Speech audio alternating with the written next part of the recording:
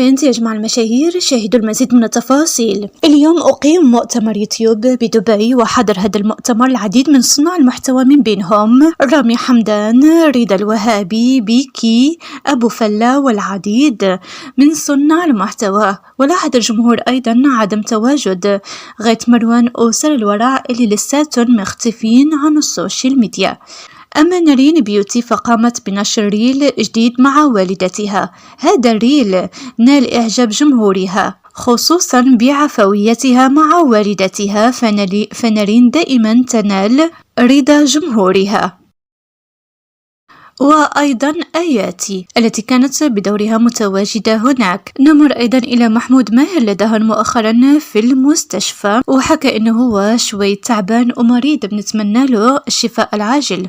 أما تعليقات الجمهور فدائما بيربطوا أي شيء بيعمله محمود بانفصاله عن بيسان إسماعيل، وإنه هو زعلان بعد الانفصال.